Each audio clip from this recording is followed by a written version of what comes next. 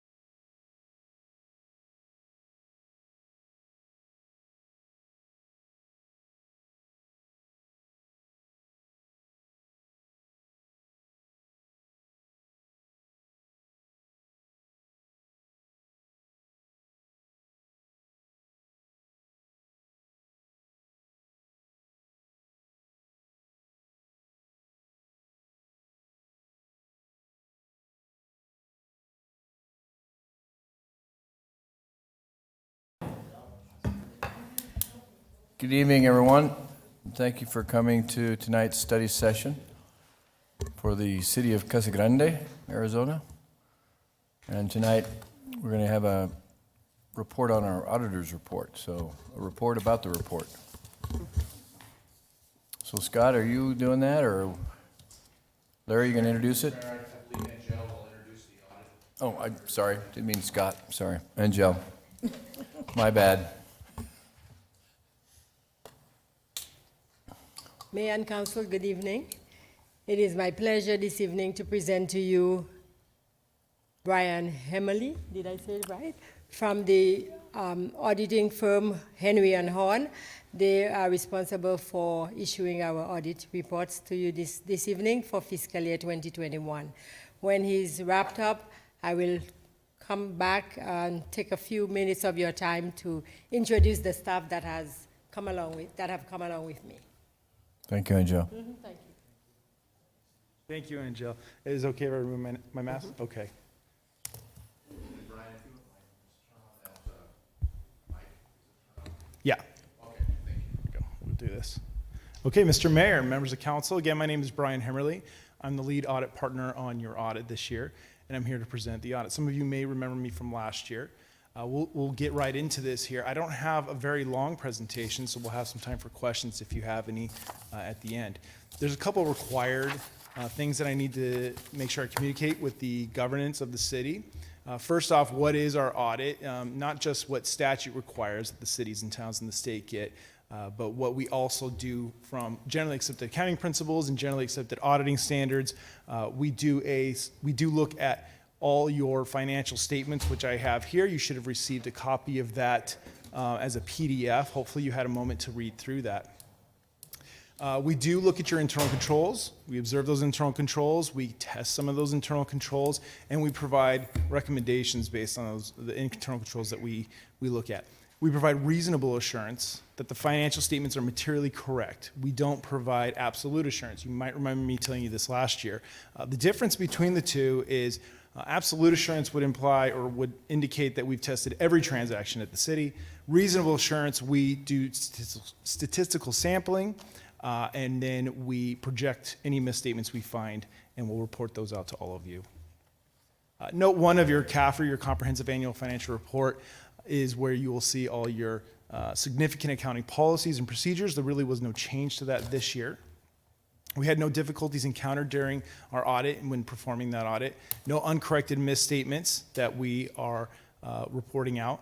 No disagreements with management this year, and we are not aware of any outside consultation with other CPA firms.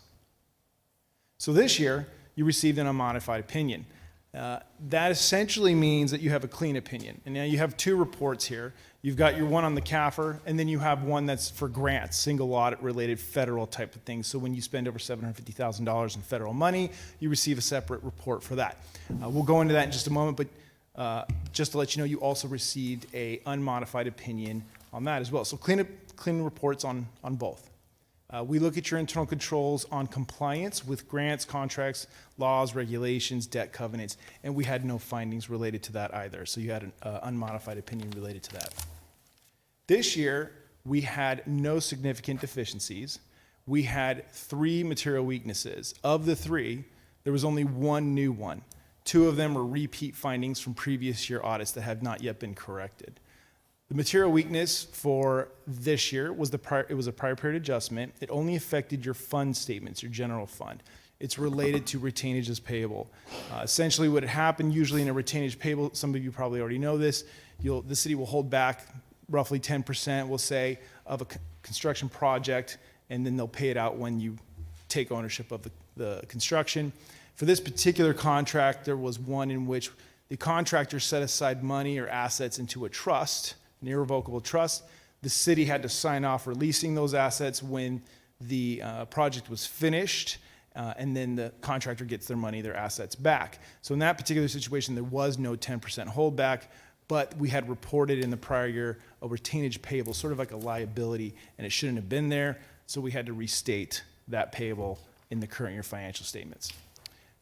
Yes, sir. I have a question. When you find something like that, do you identify whether it was a policy and procedure error or if it was just a human error that it didn't get posted properly? Yeah, Mr. Mayor, members of council, thank you for the question. Usually, these types of things will end up being internal control issues. In this particular instance, I do believe it was a isolated event. Usually what you'll see is on the pay apps from the contractors, it'll tell you what the retainage payable or the holdback will be.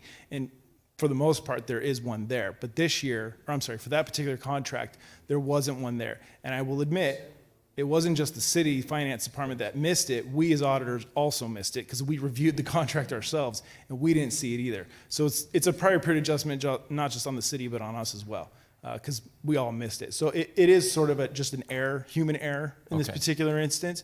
I don't think there is a particular internal control that would strengthen that other than just paying closer attention to those pay apps for those contract payments. Thank you. Yeah, thank you for the question. The second material weakness here is a repeat from last year. It's the 6th material weakness we had last year, valuation of utility judgments receivable. Angel and her team have done an excellent job in going through last year's report and all the findings and trying to remedy as many as possible. This is one that just hadn't quite gotten there yet, and essentially what it is the listing of judgments receivable for your utilities is greater than what's on the general ledger. Instead of booking the difference to increase your assets and potentially overstate the assets, we've decided to leave the general ledger alone at where it's at. And they're going to spend the time this year reconciling to that subledger to make sure they can fix the differences between the detail and the actual on the general ledger. So that is still in process to be corrected in the current year with Angel and her team.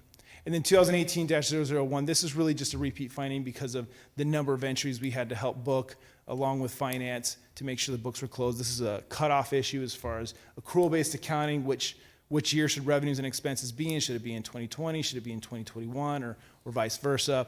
And that one is also a repeat for something they're trying to finish. And if you remember last year, we issued and reported out to you in June of 2020, and then your year end was June 30. So there really wasn't much time for finance to make some of these corrections. And so a lot of that is the reason for the repeat finding.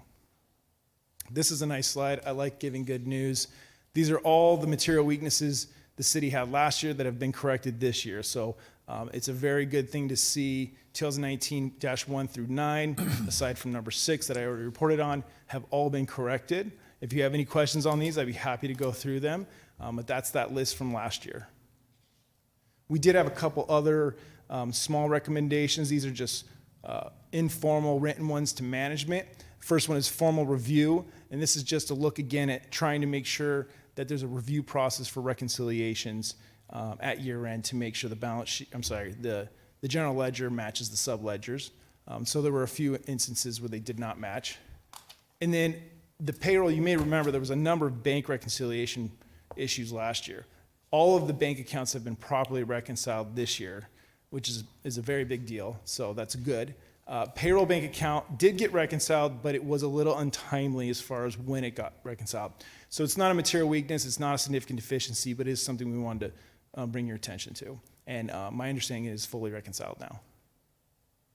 Your federal single audit, you received $8 million in federal funds this year. The major program we tested for the federal government was the COVID-19 Coronavirus Aid, Relief, and Economic Security Act, CARES Act. That probably will be your major program this year, this coming year as well. There's a lot of money out there from the feds, and that tends to be what everyone is having. Every city is getting tested on that. You did receive an unmodified opinion on that federal single audit, so no findings on that and a clean opinion. Your expenditure limitation report goes to the Auditor General's office this year. Your limit was $229 million, according to the Economic Estimates Commission put out by the state. The amount subject to that limit was only $57 million that the city had spent, so you're well underneath your limitation there. And then your ADEQ Municipal Solid Waste Landfill Compliance Report is another AUP, Agreed Upon Procedure report that we do. We had no exceptions reported in that report either. So that is my brief presentation. If there aren't any questions, I'd be happy to answer. Mr. Powell? Set the limitations. That's a great question. How are the limitations set on what we're looking at here? On the expenditure limitation report, sir? What's that? The expenditure limitations? Mr. Mayor, members of council, usually most cities will have budget-based. In your particular instance, yours is based on the Economics Estimate Commission, which is a commission that the state has put together to determine the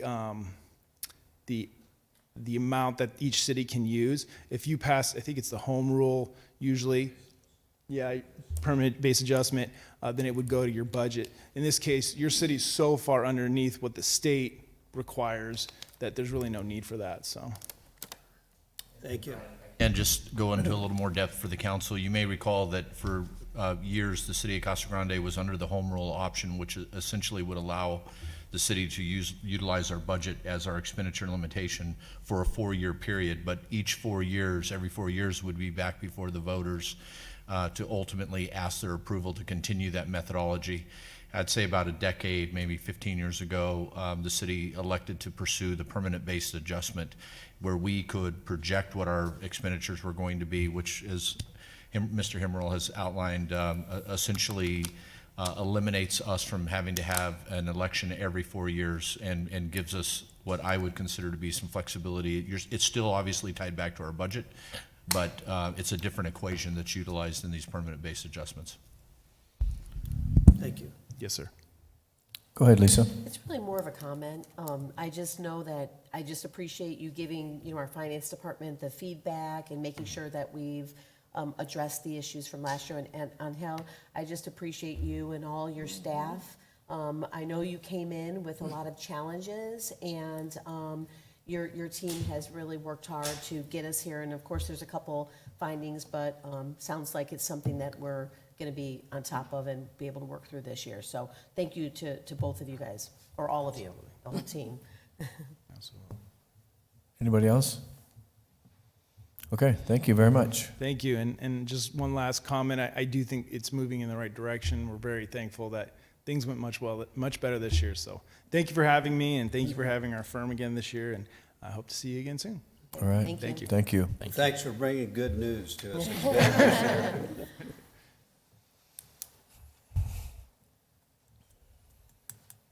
Mr. Mayor, Council, I could not have done it alone. I want to thank you for the opportunity to serve the city. It was rough. We had to deconstruct and reconstruct the general ledger. My aim, as you may recall on one of my responses to your interview question, was to eliminate the audit findings. I did my best. Unfortunately, I could not do all of them because it was so much to take care of in such little time, and we wanted to be certain that we were able to meet the deadline for the state in presenting the financial report to the state. And so at this point, I want to introduce the staff who decided to come along this evening to sit in on this study session. With me, I have Jackie Martinez, who is our accounting manager. I pulled her with me from Maricopa. And I have Ellen Rafidi, who came in as our accountant and now serves as our senior accountant. I pulled her. She was a temp for me, great worker, and so I pulled her into Casa Grande. Ellen was responsible for reconciling the bank account, and she reconciled it to the dollar.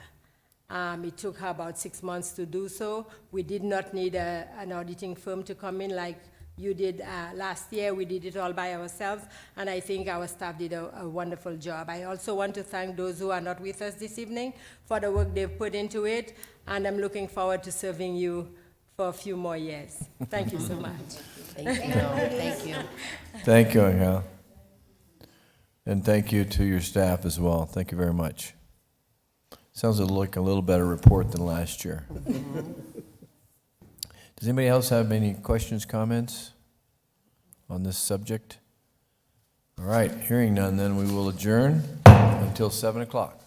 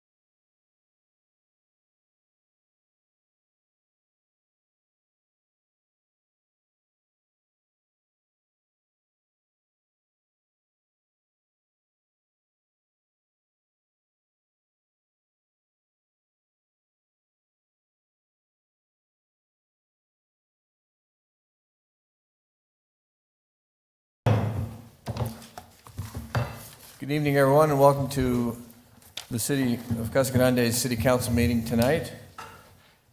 And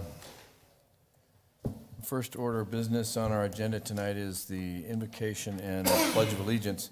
Tonight we have Pastor Tim Hill from the Crossroads Church here to lead us in our invocation, and then please remain standing and we'll do the pledge after that. Pastor?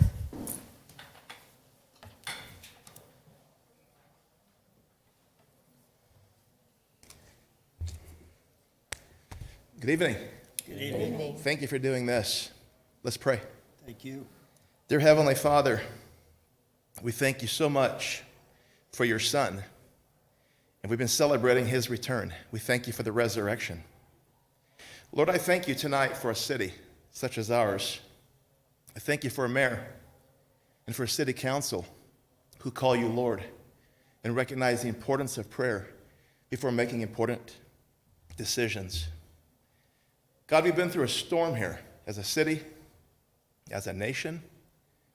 We never saw anything like this coming. We have a long ways to go. Give our leaders wisdom, discernment, and supernatural ability to lead the city in a great and prosperous direction. We pray health and safety upon our residents. We pray health and safety upon our leaders. Tonight we think about Detective Troy Schmitz. We ask for a supernatural intervention for his health. We thank you, Lord, for being his chief physician. And we trust you, God, for his miraculous recovery. Now, Lord, thank you. I pray other cities look at ours and wonder, what is so special about Casa Grande? And they'll soon discover this city is led by people, ordinary men and women who call Jesus Christ Lord and ask for his help in making decisions. Bless us tonight, God. Bless this city in the name above all names, Jesus, our risen Lord. Amen. Amen. Amen. Thank you. God bless you guys. Thank you, Pastor. Please join me in the Pledge of Allegiance. Allegiance to the flag of the United States of America and to the republic for which it stands, one nation, under God, indivisible, with liberty and justice for all. Thank you, Pastor.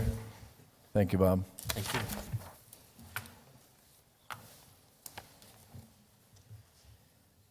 All right. Gloria, let the roll call show that all council members are present. Need approval of the past minutes.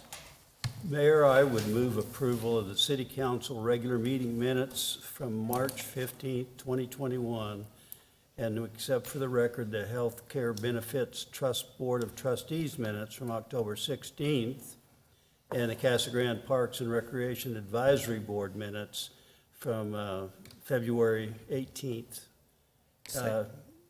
And accept the last two for the record and accept a City Council meeting. Second. All right, we have a motion and a second. All those in favor signify by saying aye. Aye. Aye. Any opposed? All right, the minutes have been approved. Next item is item D, claims against the city. Mayor McFarland, I move to accept and pay the claims dated March 10th, March 30th, 2021 as presented. Second? All right, I have a motion and a second. All those in favor signify by saying aye. Aye. Aye. Any opposed? I abstain, Mayor. Okay. Lisa will abstain. Item E is meeting agenda approval. Does staff have any changes, Larry, at this time? We have none, Mr. Mayor. Any changes from council? Okay. Then I'll entertain a motion to approve the meeting agenda as presented. So moved. Second. All right, I have a motion and a second. All those in favor signify by saying aye. Aye. Aye. Any opposed? Okay. We do have a special presentation tonight. We have Officer Bloom with us tonight. And if we could ask him to come on in. Her? I'm sorry. That was a faux pas.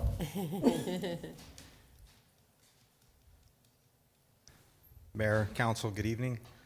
I'm here to introduce our newest police officer, Emily Bloom.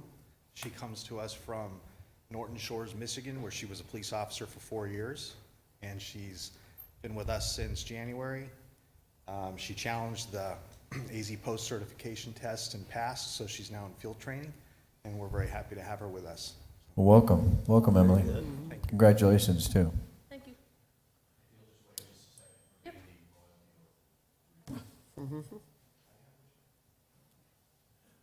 Gloria ran off to get it.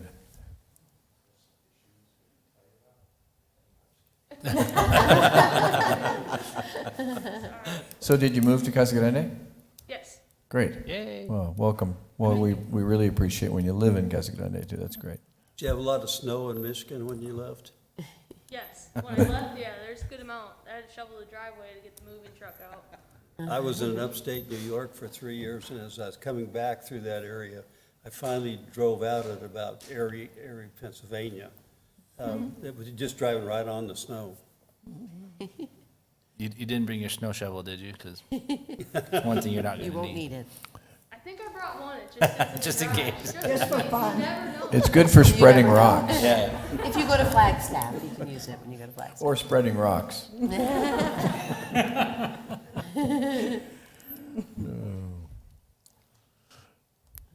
So how many more new officers are we going to have? Well, we have one in the academy, and that's it for right now. And we have applications open? Yes, they are currently open. Okay, A couple of processes coming in. excellent. All right, Gloria? It's okay. Raise your right hand and state after me. I, state your name, I, Emily Bloom, do solemnly swear do solemnly swear that I will support the Constitution of the United States that I will support the Constitution of the United States and the laws of the state of Arizona, and the laws of the state of Arizona, that I will bear true faith and allegiance to the same.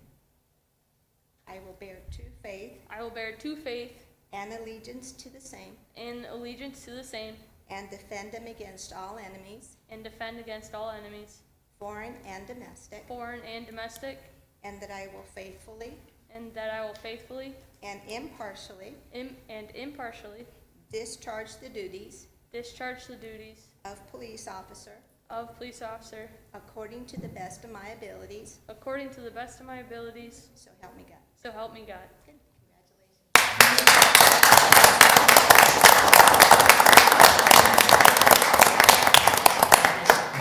Congratulations. Congratulations again, and welcome.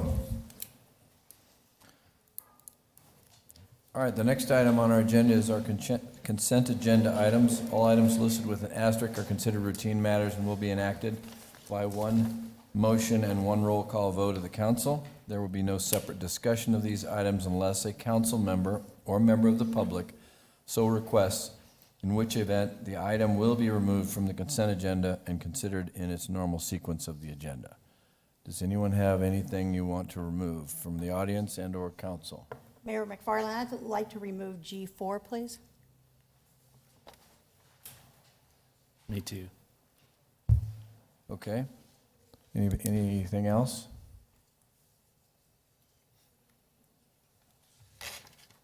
Anyone else? I would move approval except for the one that's been withdrawn.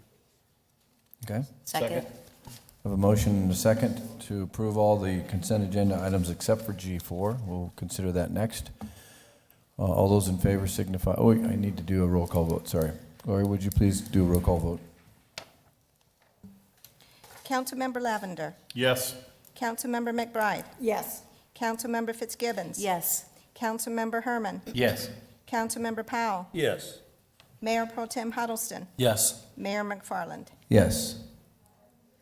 All right, then the next item on our agenda is G4. And would one of you like to present? Mayor McFarland, I pulled this off the agenda because I know that there have been some discussions in the last few days about the grant and what goes with that, specifically on the drones. And I thought that it would benefit us and the public if we were able to have just a brief explanation of why the drones, that we feel those are necessary, so that the public can support the drones and everything that goes with them, so. Okay. Okay. Matt, your same rationale? Yeah, just basically. Okay. All right, then that being said, then since Chief's here, you like to introduce this, or Larry, do you want to introduce it? Set it up, Chief? Okay. Mayor and council, as you know, this is part of a GOHS Prop 207 grant that included not only a vehicle and phlebotomy money for a phlebotomist for the DUIs, but it also included the purchase of 2 drones, and the total grant was for $131,199.15. As far as the drones go, I'll give you a little back history that was on the paper, but I think it's worth repeating. We use these drones for traffic accident reconstruction, crime scenes, and things like that, but every time we needed one, we always have to wait for an outside jurisdiction to bring them to us, which is not very efficient. It doesn't add anything to our professionalism, and we are sometimes required to stay on scene a little bit longer than, or a lot longer than we would like. So the GOHS director called me and said they had some money set aside for Casa Grande, and that he asked if he knew we wanted a vehicle and the phlebotomy stuff, but he also asked if we ever considered drones. And I said, yes, we did. We could use one, but they seemed, we didn't have the money for them, cost prohibitive. So he said that he had money for us if we would submit the application for the drones. So Lieutenant Ramirez and Sergeant Engstrom worked up the grant submittal and asked for and received 2 drones, software for those, training. Some of the training we did find out after talking to Mr. Martinez, who's a local expert on drones and drone instructing that we didn't allocate enough money from the grant. So if this passes, we're planning on using some RICO funds to get the pilot license for our 6 officers. As far as the use of the drones, they're pretty grant specific. It's mostly for traffic enforcement and traffic related instances. However, we did ask, and we can use them in certain situations for senior walkaways, silver alerts, missing children, things along that line. We can use them for some surveillance. I'll give you a perfect example of seeing one in action. We got to witness one this week when our detective was drugged by the car, and we located where the suspect lived, and instead of setting officers there on scene, DPS put up their drone.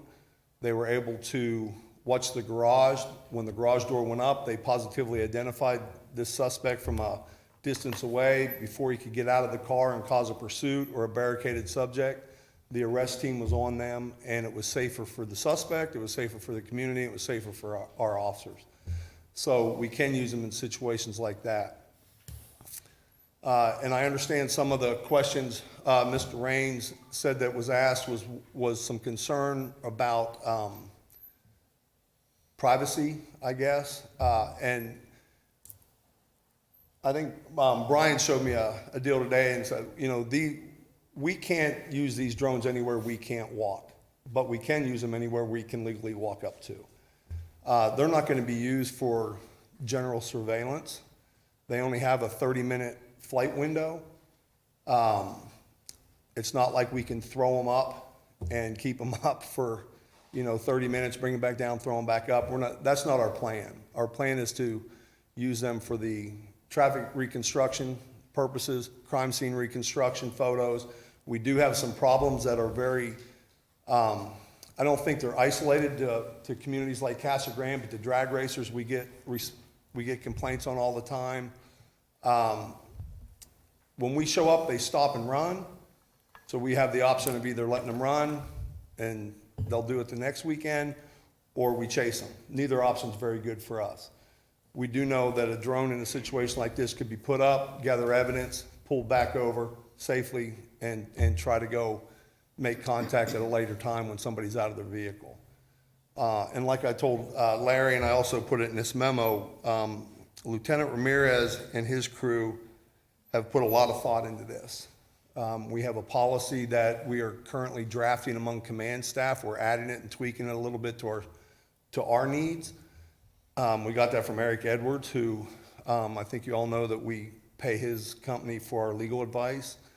And they sent us a policy that we feel very comfortable with that limits the use of, it limits the, or it tells you when you can use it, restricts when you can't use it, and talks about the rules and the FAA and things like that we must follow. And it also specifically talks about privacy in there and how that's to be maintained. So we feel pretty comfortable going forward with this, that not only will it help us to become more efficient, to become a little more professional, a little more self-sufficient, if you will, is what our goal is anytime we do anything. And I think we have the steps set to where we've given a lot of thought. We will have a good policy in place by the time it does get here. We have also talked to Mr. Martinez. Brian set up a meeting with Mr. Martinez. You want to say something about the training of the pilots? Yeah, it's essentially a 40-hour class with 8 hours of flight time instruction. That prepares the officers to take the initial test. And we're hopeful that they will pass the test the first time around.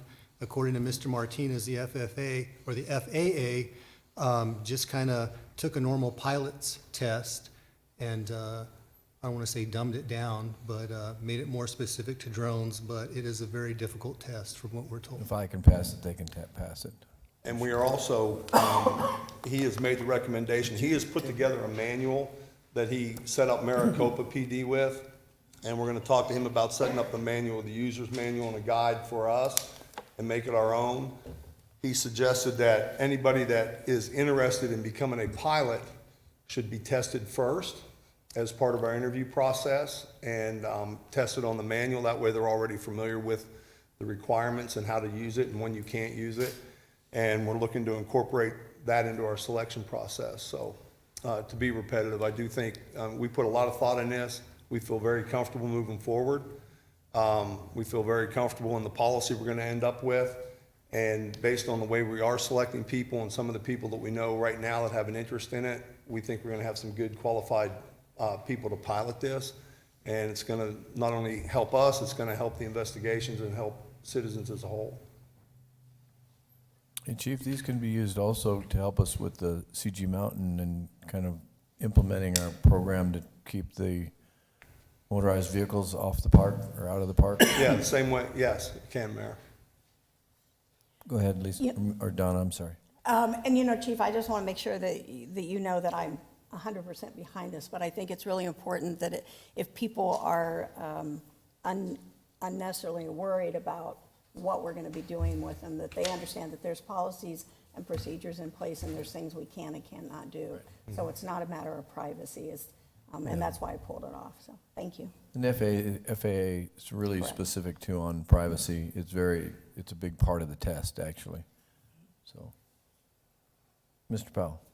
I was just going to say, if you had a SWAT team surrounding a property and you really don't know where people are located or whatever, wouldn't that really save a lot of grief?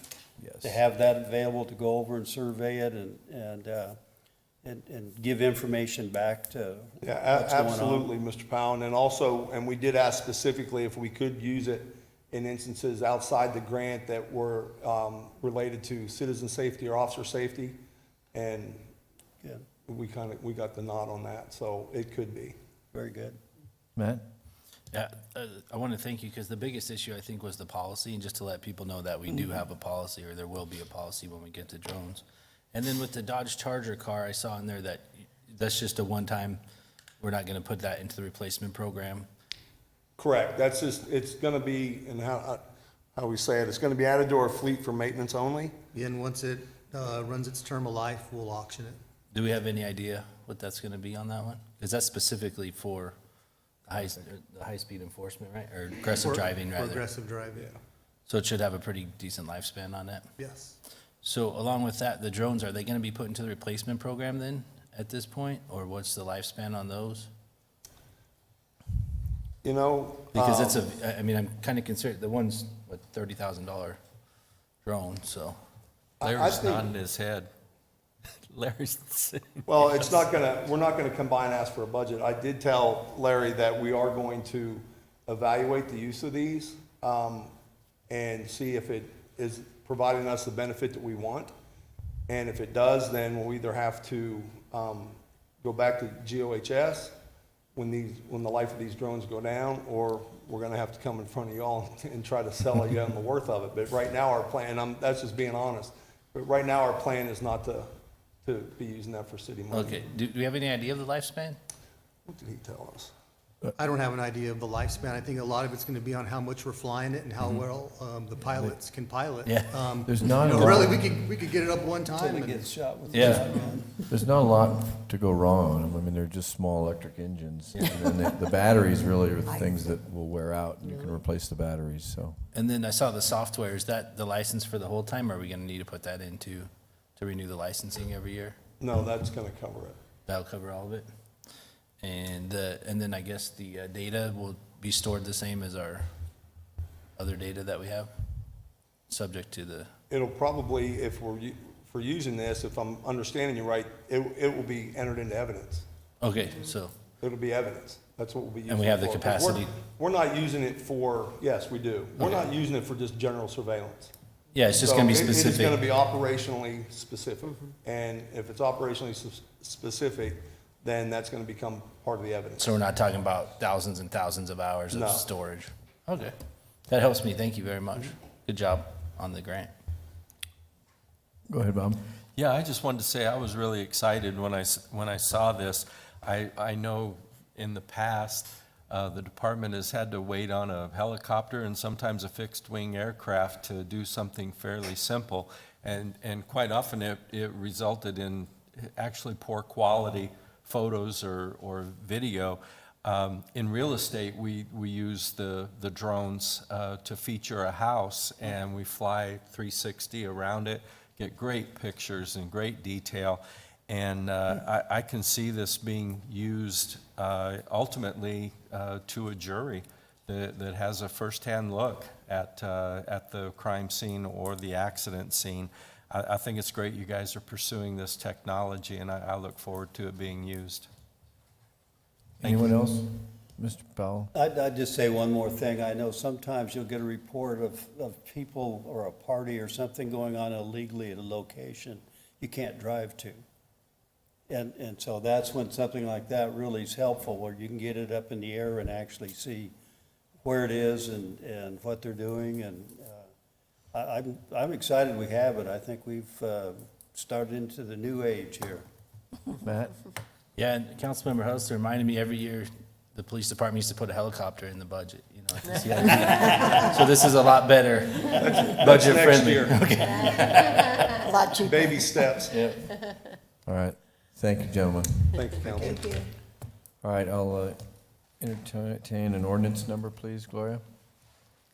Ordinance number 3254, an ordinance of the Council of the City of Casa Grande, Arizona, authorizing and ratifying a grant agreement with the Governor's Office of Highway Safety, authorizing the city manager to accept grant funds from the Governor's Office of Highway Safety in an amount up to $131,199.15 for the GOHS Prop 207 Fund Grant Proposal to be used by the City of Casa Grande, authorizing the city manager to execute a grant agreement with the Governor's Office of Highway Safety, authorizing the city finance director to accept and disperse funds as necessary, and authorizing the transfer of budget authority. Mayor McFarland, I move approval of ordinance number 3254 as presented. Second? All right, it's been moved and seconded. Gloria, can I get a roll call vote, please? Councilmember Lavender. Yes. Councilmember McBride. Yes. Councilmember Fitzgibbons. Yes. Councilmember Herman. Yes. Councilmember Powell. Yeah, excuse me, yes. Mayor Pro Tem Huddleston. Yes. Mayor McFarland. Yes. All right, then we'll move to award of contracts I-1. Consider ordinance number 3257, a proposal from Ellison Mills. Gloria? Yes. Is this yours? Yes. Yes, it is. Mr. Mayor, members of the City Council, staff would recommend that the mayor and council authorize the city manager to execute a contract with Ellison Mills Contracting LLC for the guaranteed maximum price of $280,725.44 for the construction manager at risk relating to the Gila Bend Highway Underpass Mosaic Art Project.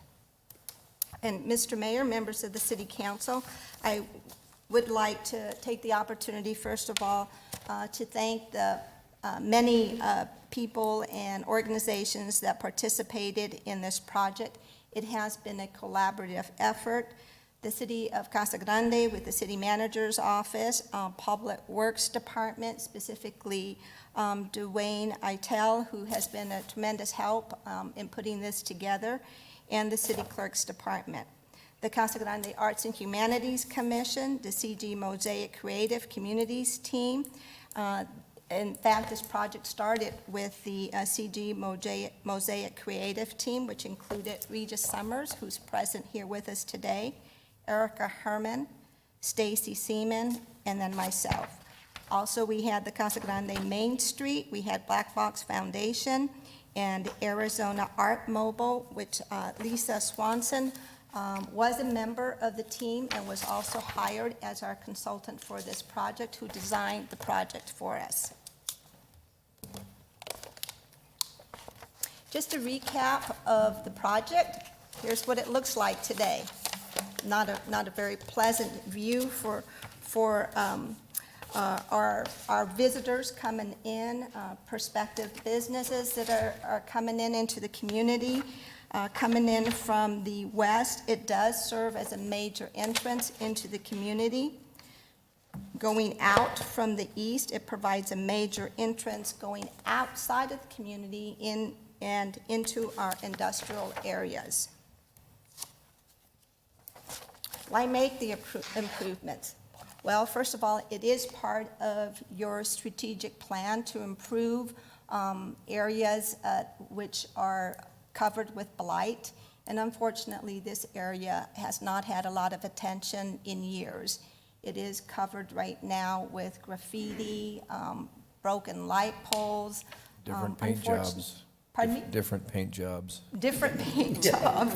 And different paint jobs. And again, it is a major entrance into the community, and part of your strategic plan says that you're going to address graffiti, major commercial corridors. You're going to try to improve signage into the community. It's also addressed in the city's general plan. In the general plan, it talks about, again, trying to improve major entrances into the community and trying to remove slum and blighted conditions in the downtown area. As an art project and relating to COVID-19, people ask, how does it relate to COVID-19 and how is it related to art? Recovering and healing from COVID-19 experience will require the community to seek inspirational opportunities. The ability to move forward with a beautification project will provide the much-needed inspiration and community unity. For the past several months, the community has experienced dark days, and many local citizens have been affected by COVID-19. Some community members have lost loved ones, lost jobs, and others have struggled with having to stay inside their homes to protect themselves.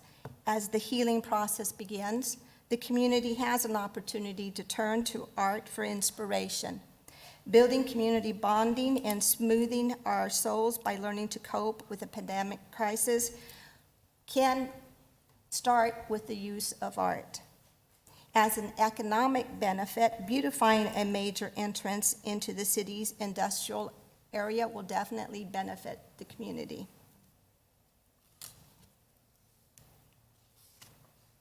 what improvements shall be made. And I'd like to state that if you have any questions specifically to the design, Lisa Swanson is here and can address these questions. The development took some time because the committee decided that we needed community input.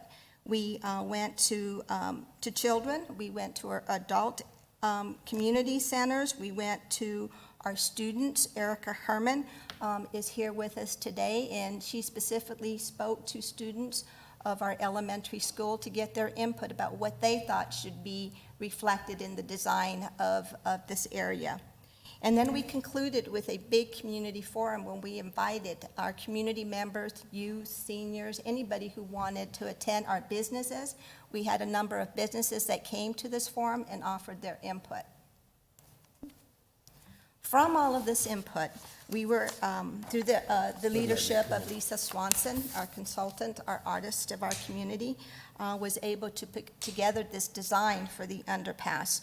What was reflected a lot in the mural is what community members saw, how they saw our community in the past, today, and in the future. And here again is just, again, looking back at what will be depicted for art and the painting in the Mosaic Underpass project. Union Pacific is reflected also on here with their logo and their signage. But We'll get to that. How much did they contribute, Gloria? to- nothing. Unfortunately, both the mayor and I have taken the opportunity to try to contact them. I submitted an application when they were soliciting proposals, and we were not funded with that application. The mayor has made numerous attempts to contact them. I've made numerous attempts to contact them, asking them if they would like to participate in this project, and we've not been successful. We can change that Union Pacific to Casa Grande, right? Yeah. It's whatever the council decides, yes. Okay. Sorry, didn't mean to interrupt. That's okay. Okay, we did have the opportunity to go out and solicit for proposals for this project, and we did receive one proposal, and that was from Ellison Mills Contracting, LLC. We have made some modifications due to financial constraints, but they have worked very closely with the city in trying to get as much as possible done. A big cost, whether we choose to do all of it, part of it, has to do with the traffic control.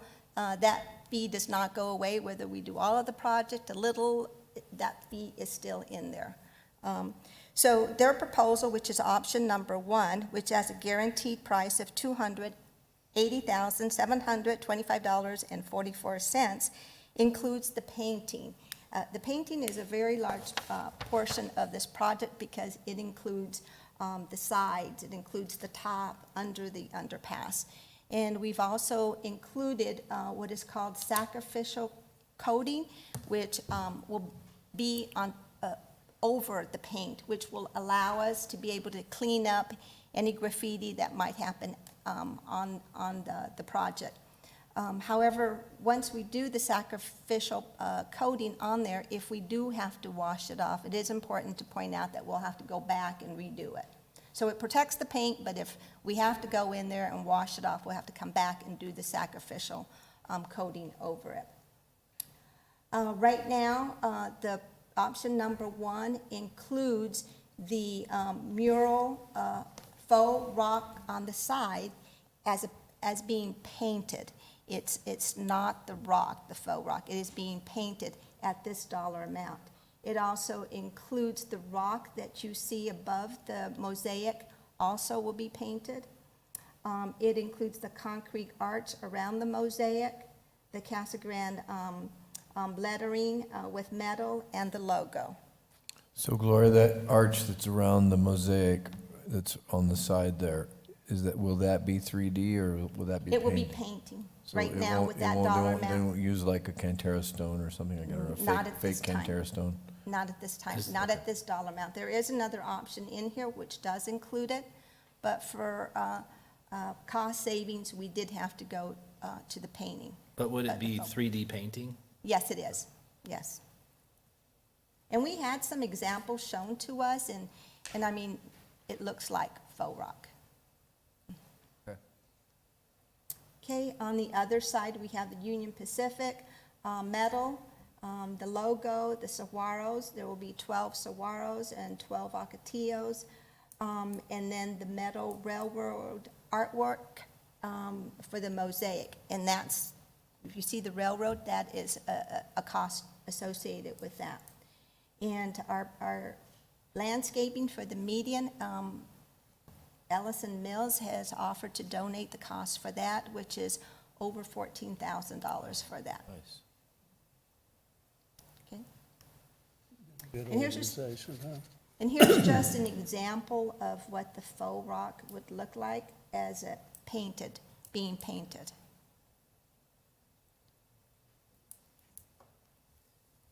Option number 2 would be everything in option number 1, except for it would actually have the faux rock and not the painting. And you can see the price there jumps up to $399,044.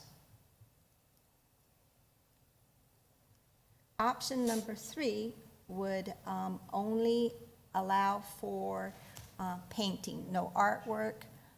It would just allow for the painting, and that cost would be $114,071.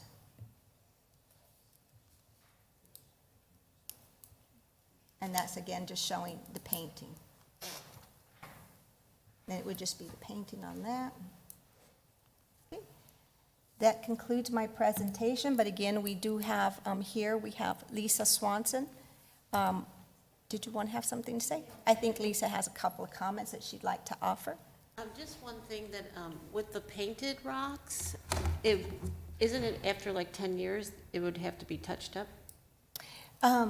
There is Yeah, I was going to is ask, a what is the life lifespan. expectancy of the Yeah, paint? there is a life expectancy of 10 years.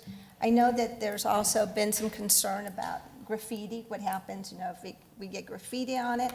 I can tell you that we have murals in the downtown area. We had one of our first Arts and Humanities Commission project was the Lancola mural, and that I am aware of. None of these murals have ever been graffitied.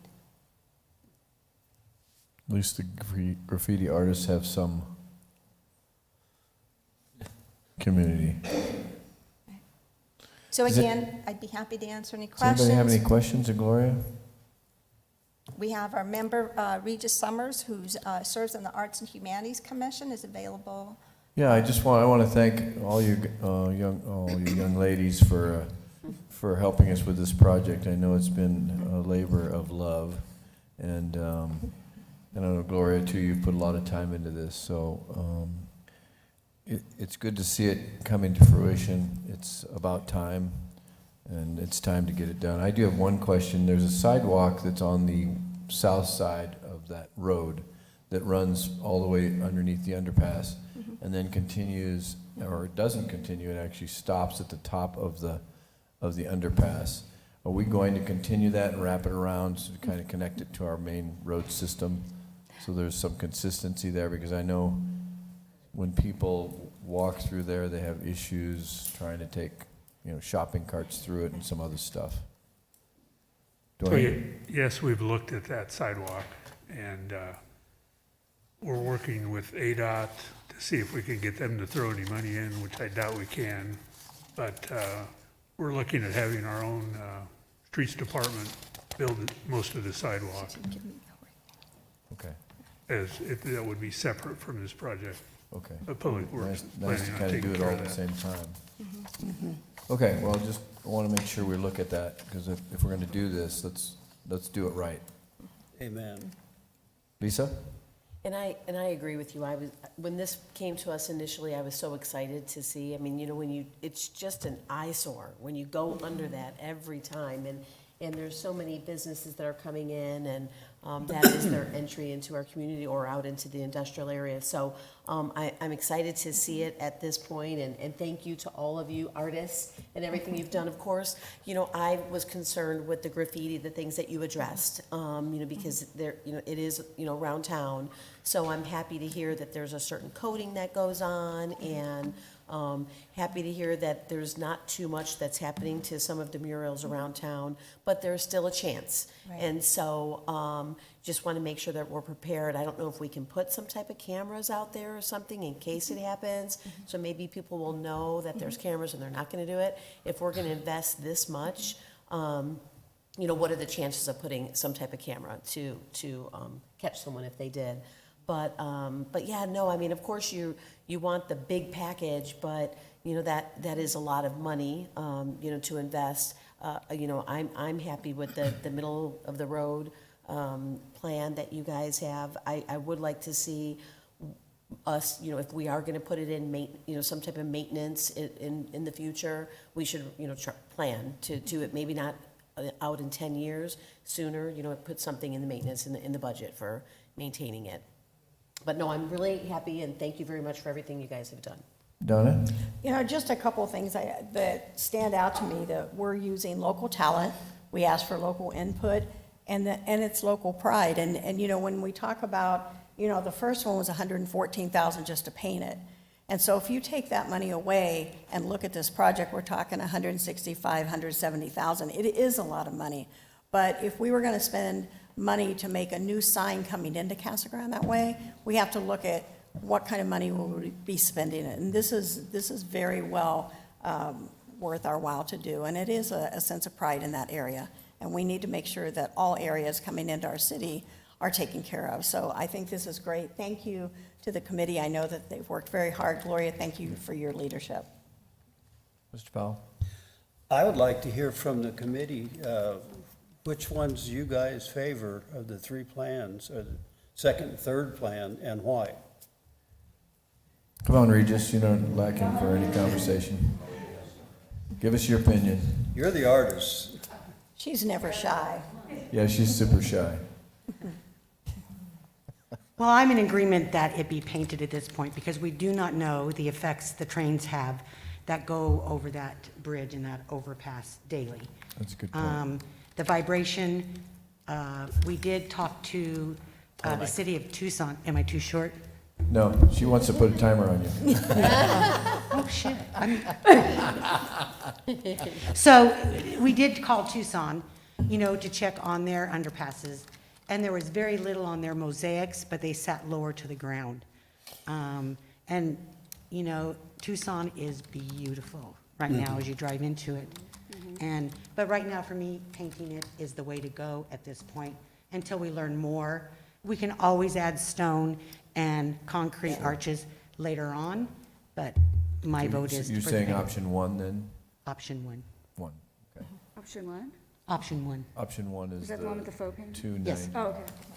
280. the middle ground, Yeah. yeah, Option one. yes. But Okay. on the graffiti, I have to say that, you know, none of them have been downtown, have never been graffitied. Maybe we And- should have put a mural on the top of the library, and they wouldn't have graffitied the entrance to our library then. Well, and the suggestion is too, if it does become a problem. It got tagged this weekend, by the Oh, way. did it? Oh, shoot. The library? But what you do, if it does become a problem, is then you embrace those taggers, and you bring them onto the table and bring them up and say, hey, you know, this is your pride, it's our pride. Maybe we give them a section, have at it, you know? Hey, that's a good idea. They give can them a repaint our panel, entrance to the You know, library. so that's one option, so. Okay, thank you, guys. There, Thank I you, just. ladies. Mayor, I'd I like have to- 5 murals around town, all different areas of town. Not one has been tagged in the last 5 years. But also, what Regis said, is that one of the reasons I think they haven't been tagged is that I've used the community in the area where I painted the mural to help.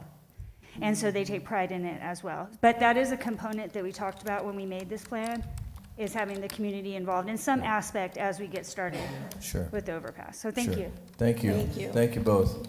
Could I go ahead with a question I was asking for them, but, Go ahead, Mr. Powell. okay. think I'm in trouble with the mayor. I would just like to say truthfully, we're going to have so much money, tax money, coming through that underpass from the west. The west used to be real quiet. It will no longer be quiet. This is something that really will help set. I know when you go through Tucson, which you talked about, you think this is a classy city, you know, or Scottsdale, or some of the ones that have taken to decorate the sides or whatever, and you say, you know, this is done right. And I think that we need to realize what an asset this will be to our community and what people will think and take out of it. I mean, Thornton Road down just next to you is going to be a busy bird when all of those people start working. And as I say, as time goes by, you're going to see more and more industrial, which we've got on here tonight too, come through that underpass on a daily basis, and it sets us apart. It says, you know, we're a community with class just like Tucson. We're just not as populous as they are. So The only thing I would put on your agenda is take Union Pacific off of that underpass. Seriously. Yeah. Take them off. Just put another Casa Grande. I think it's appropriate. It's in our city. And just because it's almost the same number of letters. I mean, unless anybody else has an objection to that. Not Because Union one. Pacific hasn't given us a dime. Nope. Matt?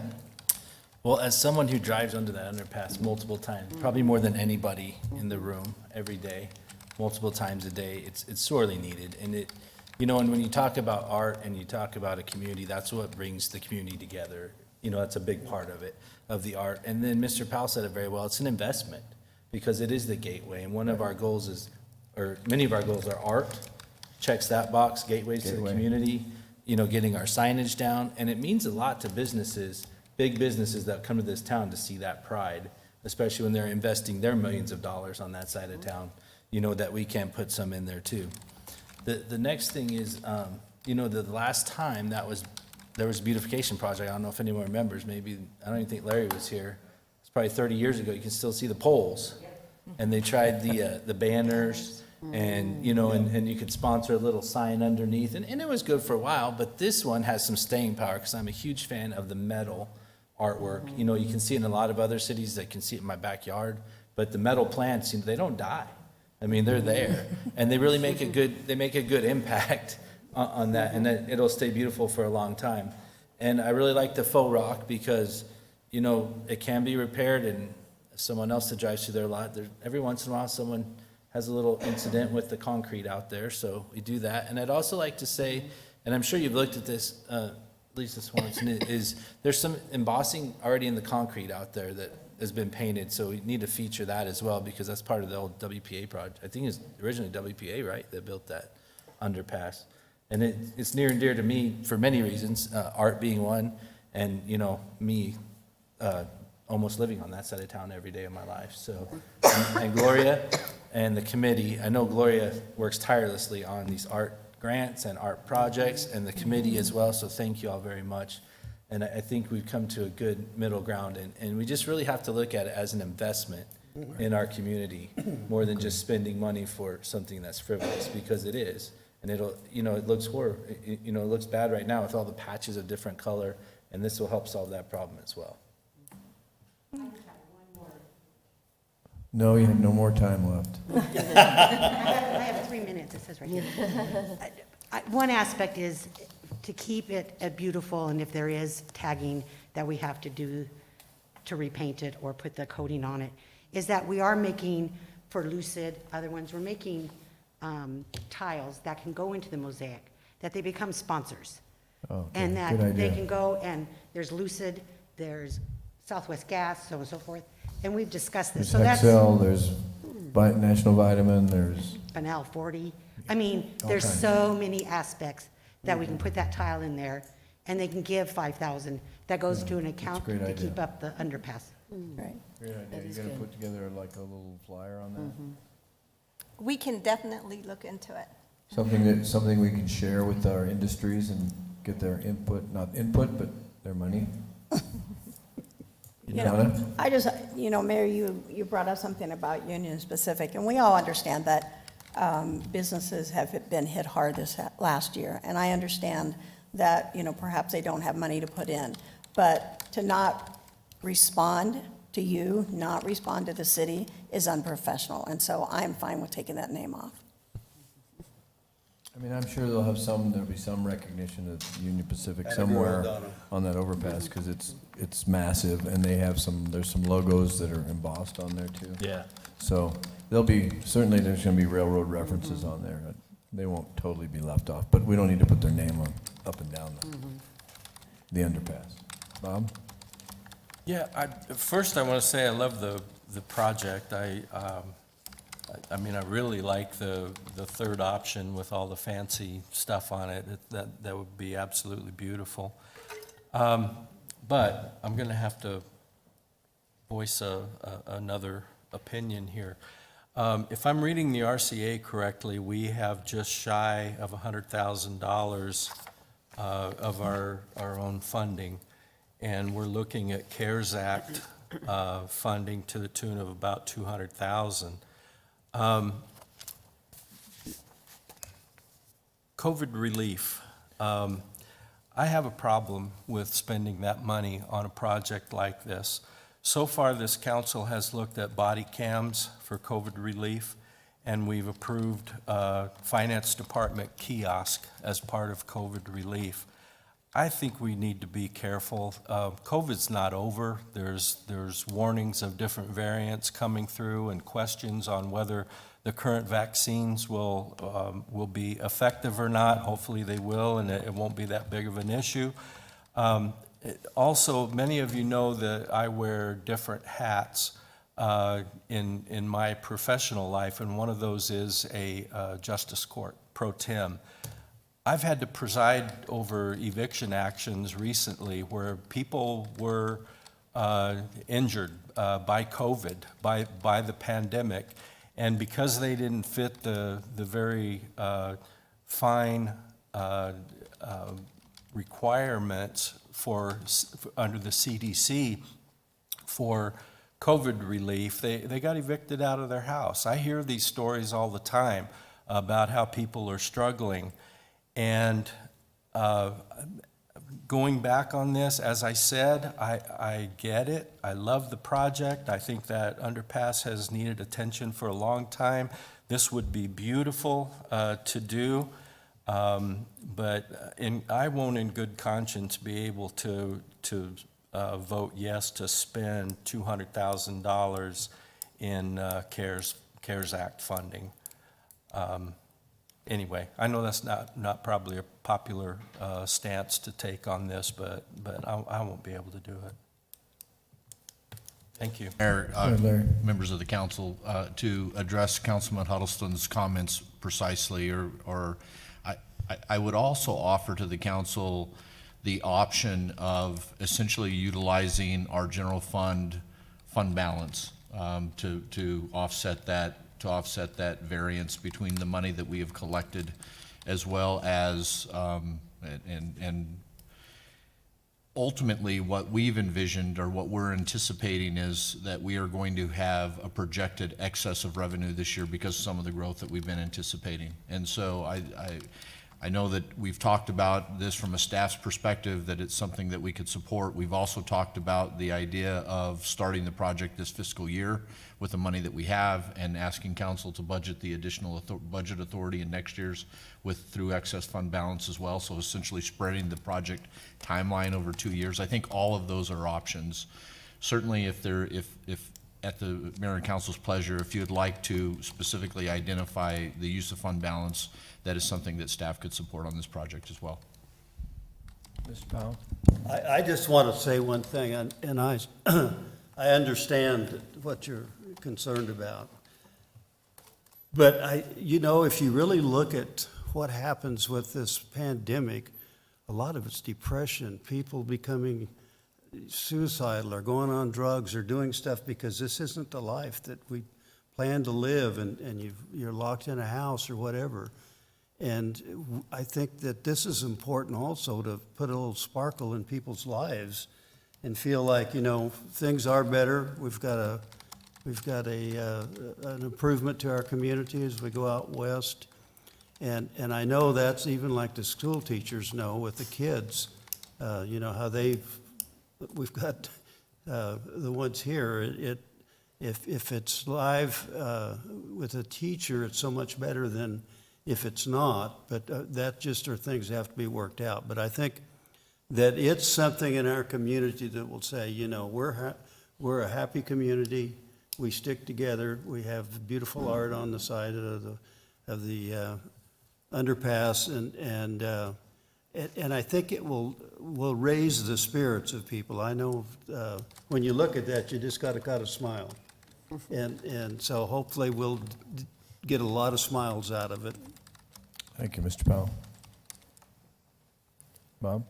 I just wanted to say I appreciate Mr. Rain's comments and offers. I would love to spend fund balance on this. And as I said, my favorite is the top project. I think that's beautiful. I'd love to spend fund balance. I'd rather see us dip into the council's contingency fund. My opposition is strictly to the CARES funding. Lisa? And I think that's where I would like a little more explanation, because I thought we've had discussions on this in the past on, you know, because we're the way we can use CARES funding.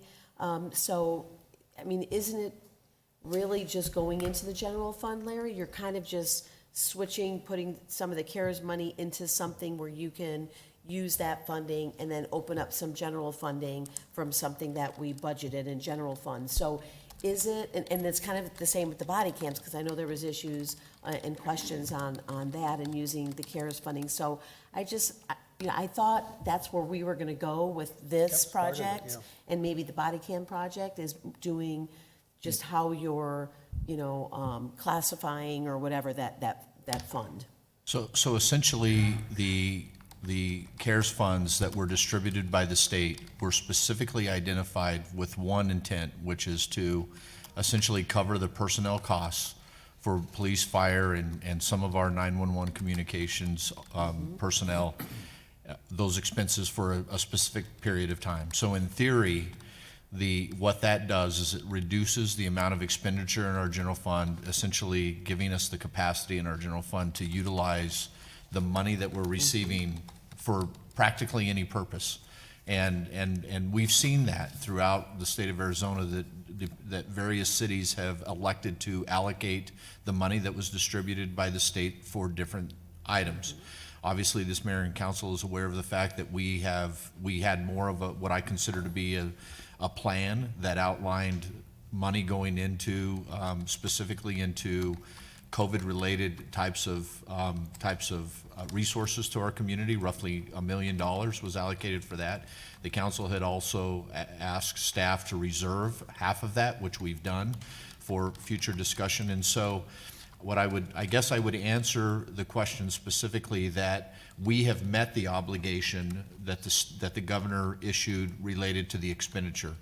From the plan that we established with the mayor and council, there is essentially, you have the ability with that excess capacity to expend the money where you would like at this point, that fund balance, okay? And so I do want to make sure that Councilman Huddleston is aware that when I indicated the use of fund balance, if that is the decision that the council elects to move tonight, and/or he brings up a good perspective that you could use council contingency if you'd like to do that. There is capacity for that to transpire as well. Ultimately, what I was referring to is the excess revenues that we're anticipating and earning this year in fiscal year 20 versus what we had projected. We are anticipating that we're going to have an excess there. And so ultimately, it's the council's pleasure on how you would like to spend this money. Our plan is, and just to kind of broaden that up a bit more, we know that we've got this Rescue Act that's coming out as well, that we're going to be putting some additional thought and discussions with the council about how that money would like to be allocated as well. There are a few more restrictions than what the governor had placed on the money we had listed, but essentially we have met the obligation by covering the expenses of the police, fire, and 911 communications personnel. So in theory, it becomes an excess fund balance. However, the council through the plan had given staff some level of guidance on what it is that you wanted us to expend, the process that you wanted us to expend it on. So I hope that makes sense, but I guess ultimately what I want this council to know is that, at least from a financial perspective, we can modify that plan. Our intent is to be bringing it, at least some level of discussion back to the mayor and council in the near term. And I also want to say that, at least at this point in time, our financial revenue projections, as you know from our January meeting, are exceeding what we had, our actual revenues are exceeding what we had projected. So there is going to be some capacity there as well. So Larry, if I can make a recommendation then, what do we need to do to change the ordinance? Can we do it tonight? Change the ordinance to reflect that the money should come from the general fund? Yes. And I think, Mr. Mayor and members of the council, Hang on. if you could. I was simply voicing my own opinion. You know, I don't want to blow this thing up because of the way I feel about it. Now, if I understand it correctly, this is pending a motion from the council on which project we want to do, 1, 2, or 3. And, you know, as I said, if the rest of the council's ready to address it, I don't have a problem with that. I'm not going to scream and yell, but I'm just uncomfortable with spending the COVID relief money on it, me All right, well, personally. Then that being said, never mind my question.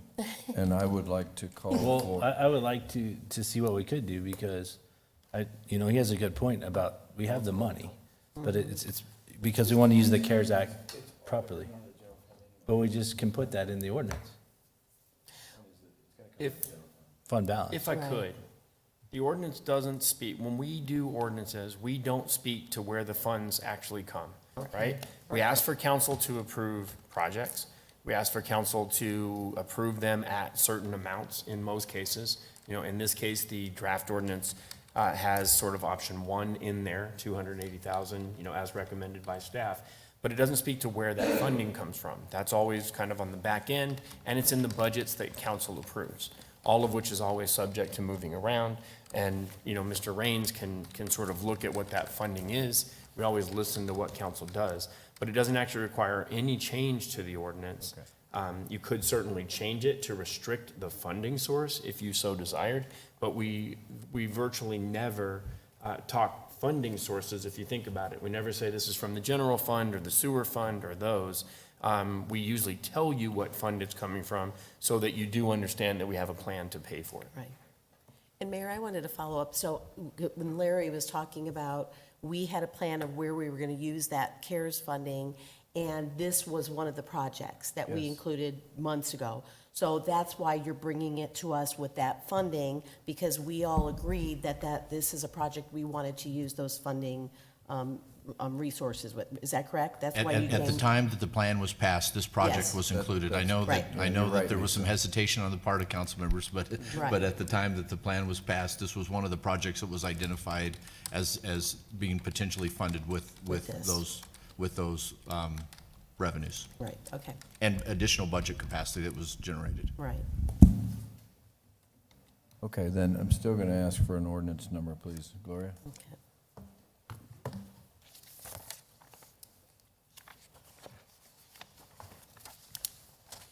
Ordinance number 3257, an ordinance of the council of the city of Casa Grande, Arizona, accepting a proposal from Ellison Mills Contracting LLC to provide construction manager at risk services for the Gila Bend Highway Union Pacific Railroad Underpass Mosaic Project, authorizing expenditure of public funds and authorizing the execution of a contract, and authorizing the transfer of budget authority. Mayor McFarland, I move approval of ordinance number 3257 as presented. Second. All right, it's been moved and seconded. Gloria, can I please get a roll call vote? Councilmember Lavender. Yes. Councilmember McBride. Yes. Councilmember Fitzgibbons. Yes, Councilmember Herman. Yes. Councilmember Powell. Yes. Mayor Pro Tem Huddleston. Yes, because I'm comfortable with what Brett briefed us on and what Larry has agreed to. Mayor McFarland. Yes. All right, thank you, everybody. Go to work. Do we need to put in there about UPRR, though? Oh, No, you don't have to do that either. All right. okay. Good. I don't want to be hunted down by the Union Pacific. We'd like them to hunt you down, then you can ask them, right? You can quote me. Okay, our next item is item I2, ordinance number 3255, bid for Dave Bang Associates on some Erica. playground equipment. Steve, is that you?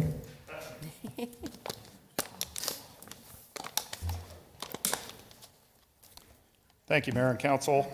Staff is recommending the Mayor and City Council authorize a contract with Dave Bang Associates for playground equipment in an amount not to exceed $66,259.24. This is to replace existing equipment in Rotary Park. Please note this contract does include $63,104.04 from a proposal and then a 5% contingency that makes up the difference. The playground in Rotary Park is about 20 years old, or excuse me, more than 20 years old, and it has reached the end of its useful life. There's not much activity in that park because of the age of the equipment and the kind of equipment that's there. So we did a few proposals and looked around and did some research. Dave Bang provided us with a great proposal. Our idea in the park was to have a spinning piece, a saucer-type swing, a climber, and a slide. And Dave Bang was able to provide those within our budget and also on a state contract. All of these pieces are ADA compliant, and in order to do what we wanted to do, we're going to expand the playground just slightly. There's a tree there that we'll remove, expand the playground, and provide a little bit more space for everybody to be safe. The upgrade to the playground equipment is part of the makeover of Rotary Park as it's becoming a trailhead for our new community trail project.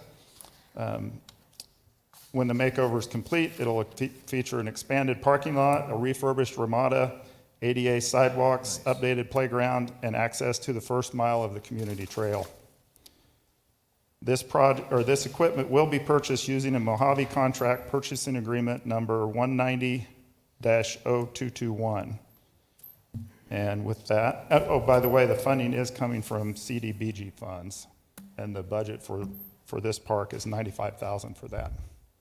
So with And that, Steve, will that include like kind of cleaning it up a little, the bushes and Yes, shrubbery yes. along the, that wash corridor there? yep, we're going to improve the sight lines in there and So people can see that the pathway starts there too correct, and all that good correct. stuff? And the parking lot will remove some of those trees also to create a larger parking lot there. That'd be nice. It'd be a nice improvement for that. Matt? Again, another good investment in our community. Yeah. But, and the neat thing that I don't think is big enough point is it's one of our trailheads for our walking trail. So we've had a lot of discussions about that, Steve, and I'm glad that it's going forward, and I'm excited to see that. And did you ask the Rotary Club about helping, or? Because I could. Excuse me. I can't guarantee anything, but I'm Sure. gonna mention it and see. Sure. If we We can did get- not for this particular piece of equipment because of its CDBG funding. But for the overall park, Yeah. we sure can. I'll mention that. And my other question, you and the police chief go to the same eye doctor, or you guys, I think so. you guys got the same I think so. But great project, and $10 readers. here. yeah, I'm just happy to see it as part of our trail system, and that area of town too. When's the trail gonna be built? Yesterday. We're still working on the permit. One of the minor little issues is it's in a floodway, so Paul. there's a few more steps to follow there, so. Okay. Where do you park the horse trailers if you want to ride the trail? Right. That we'll have to work on. That we will definitely have to work on. Circle K. Anybody else have any questions for Steve? No. Thanks, Steve. Thank you. All right, then, no more questions or comments. I'd like to call for an ordinance number, please, Gloria. Ordinance number 3255, an ordinance of the council of the city of Casa Grande, Arizona, accepting a bid from Dave Bang Associates, Inc. for the purchase and installation of new playground equipment, authorizing expenditure of public funds, and authorizing execution of a contract with or purchase order to Dave Bang Associates, Inc. Mayor McFarland, I move approval of ordinance number 3255 as presented. Second. All right, I have a motion and a second. Gloria, can I please get a roll call vote? Councilmember Lavender. Yes.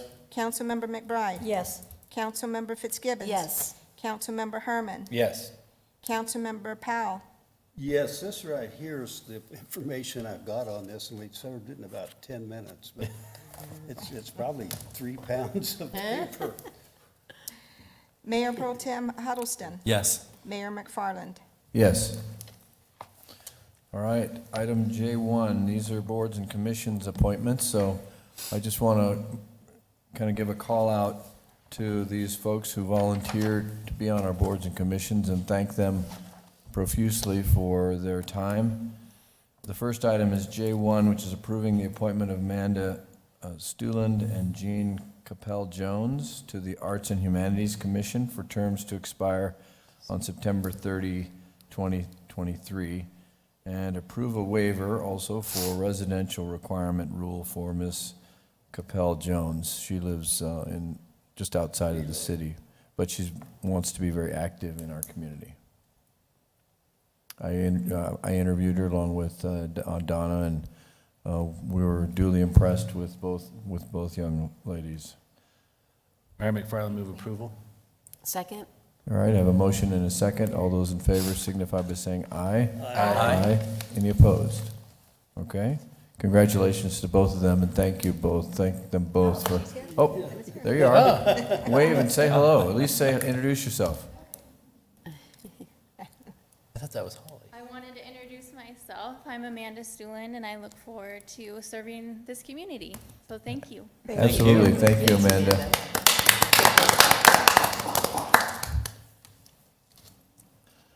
See, I told you we'd give you a call out if you came. All right, the next item is J2, and this is considering approving the reappointment of Gary Wood to the Board of Adjustments with a term to expire on November 17th, 2024. And as I usually do, I ask if they're here, but so that was my bad, Amanda, and I apologize. So I don't see Gary, though, so he's a reappointment, and I'd recommend his approval. Mayor, I approve the reappointment of Gary Wood. Second. All right, I have a motion and a second. All those in favor signify by saying aye. Aye. Aye. Any opposed? Okay, thank you, guys. Thank you, everyone. And again, congratulations and a thank you to Gary Wood. Next is J3, consider approving the appointment of David Gutierrez and Thomas Lopez to the Police Advisory Boards with terms to expire on February 20th, 2023, and approve a waiver for residency requirements rules for Mr. Lopez. Again, he lives just on the outskirts of the city, but he has a lot of, he has a police background, and we think, Donna and I think that he would make a great addition to the Police Advisory Board. Mayor, I move to approve the appointment of David Gutierrez and Thomas Lopez to the Police Advisory Board. Second. And I don't see either of them here, so, but just to thank them both for their service. All right, so I have a motion and a second. All those in favor signify by saying aye. Aye. Aye. Any opposed? All right, again, thanks to all of our boards and commissions, even those not here tonight and those who have been serving. We do appreciate it. Just a public thank you to you all for your time and service. Next is our ordinances, resolutions, and other matters subject to requiring action by the council. K1 is consider approving the appointments of Sherwood Johnson III and Albert Beltiera to serve as the deputy city magistrates with a term to expire on December 31st, 2022. And I think if you all recall, Judge Diani had suggested that she needs a couple additional backup deputy city magistrates to, just in case the current magistrates are not available. So this is the first 2 appointments to the court. This request is actually not to actually hire deputy city magistrates, but essentially make sure that we have availability Right. This is for just to someone to call appoint. it in case we have a conflict case, if we have a case that comes in, maybe Yeah, the these guys, city's these are involved not somehow, we permanent need to bring employees. somebody from outside that doesn't have any connections to the city. That's the sole purpose of this request. Right, so they're not permanent employees, they're not employees. We Correct. They're just just use pretty them when- much on an on-call just when you basis if need they them. are available. Right, okay. Anybody have any questions for Judge on this, these 2? Yeah, Bob? Are they already certified, or will they have to go through NJL? Sherwood Johnson is currently on the pro tem list out of Maricopa County, and Albert Valtierra, he has previously served on the Pinal County JP pro tem list. Thank you. Any other questions? All right, I'll entertain a motion to approve these 2 appointments. So move. Second? All right, I have a motion and a second. All those in favor signify by saying aye. Aye. Aye. Any opposed? All right, we'll move to K2. Consider approving the appointment of Ana Guerra to serve as Deputy City Magistrate with a term to expire on December 31st, 2022. Believe me, she doesn't want to be city manager. I don't blame her.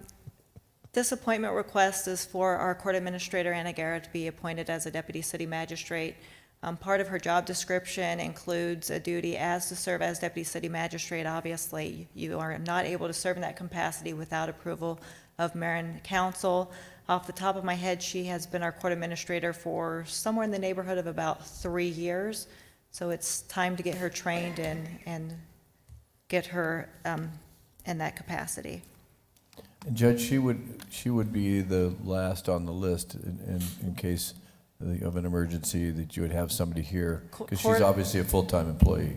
Court administrator is probably a full-time plus position, so yes, it would be pretty much a last-minute issue if for some reason, say I get sick and I need to go to the doctor for a couple hours in the afternoon and we have a court calendar, we can make sure that we have somebody there available to cover.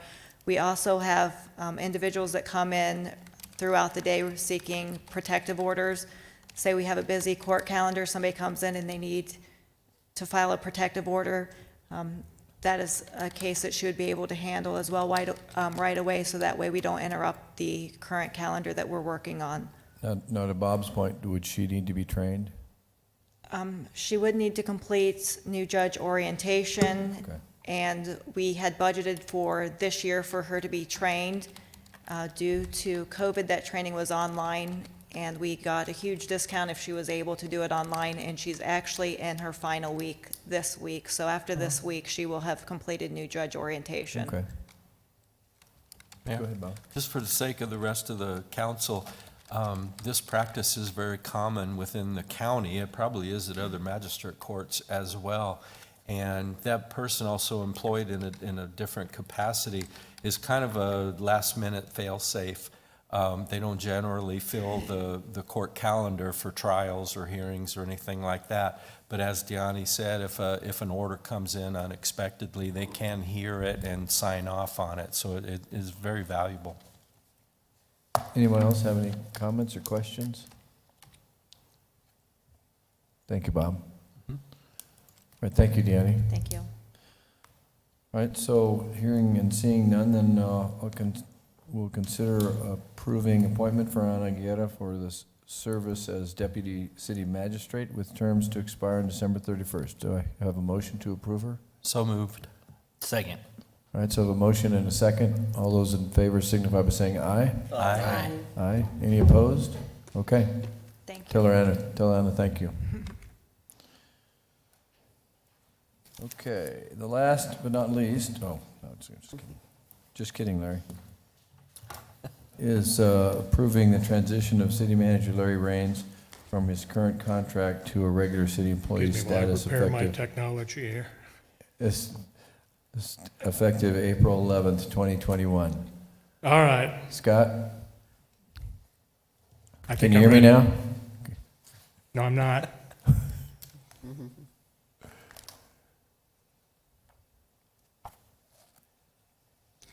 Now I am. Now you can hear us? I got it. Okay.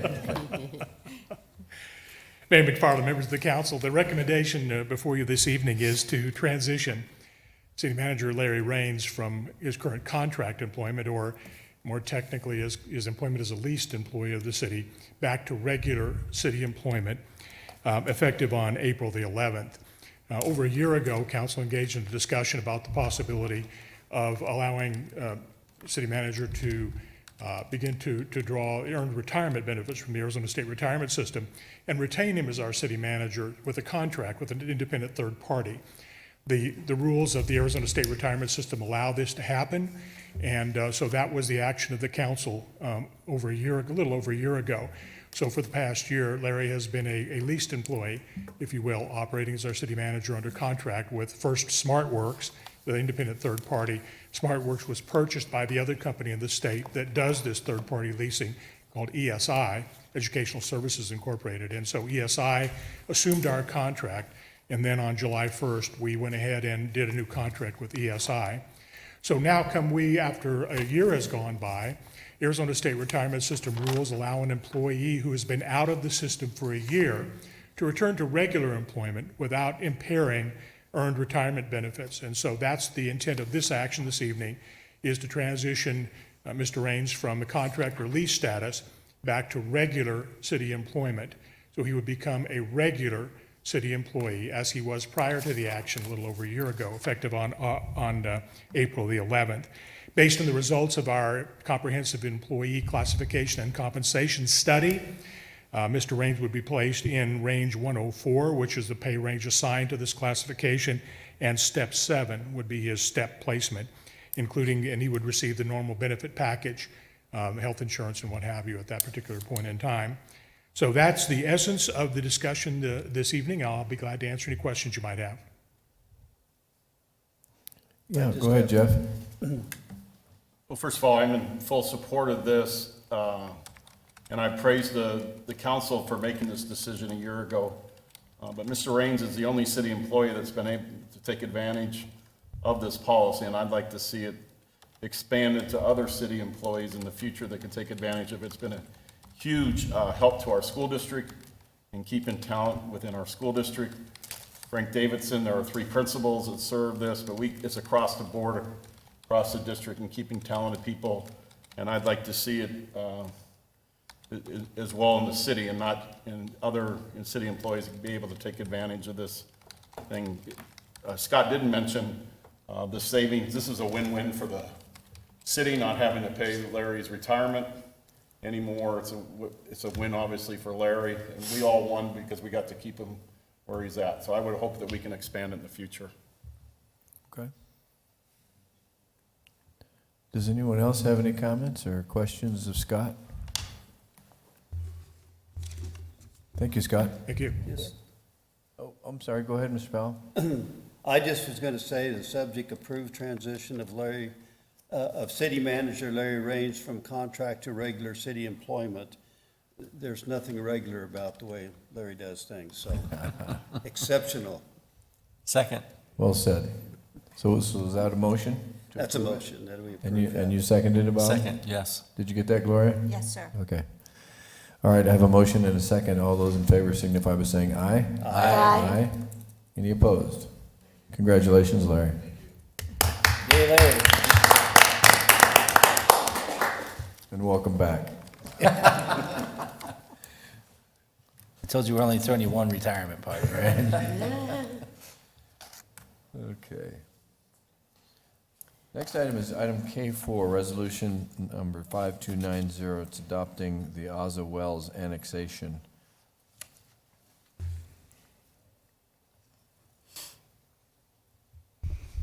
Mr. Evening, Horn? Mayor, Council.